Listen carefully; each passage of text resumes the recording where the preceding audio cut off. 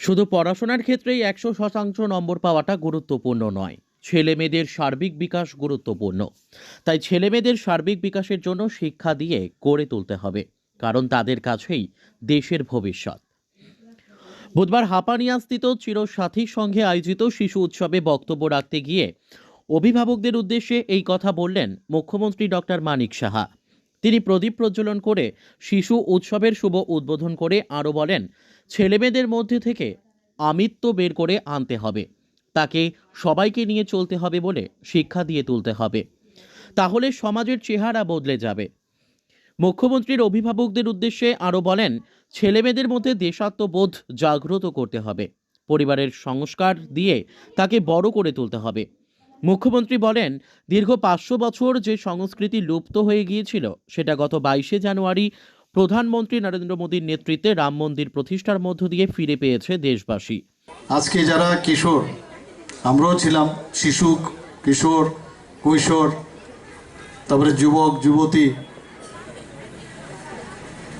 তারপর তো আমাদের যে ম্যাচিউরড যে কন্ডিশনটা আসে, প্রৌঢ় ইত্যাদি, সব একটার পরে, অর্থাৎ এটা চলতে থাকবে সাইকেল ওয়াইজ। আমরাও ছিলাম শিশু। তো মাননীয় প্রধানমন্ত্রীজি সবসময় যে কথাটা আমি সব জায়গায় এটাই বলি, যে চড়াই বেতি চড়াই বেতি চড়াই বেতি, অর্থাৎ the show must go on. এইভাবে চলতে থাকবে নিরন্তর, একটা সাইকেলের মতো। কিন্তু একটা ছাপ আমাদের রাখতে হবে, যে হোয়াই উই আর বর্ন। আমরা যদি একটু গভীরে আমরা যাই, we are born for others. আমরা কিন্তু আমাদের নিজেদের জন্য এই আমিকে যদি আমরা খুঁজতে থাকি তাহলে মুশকিল। আমরা আমির মধ্যে চলে যাই,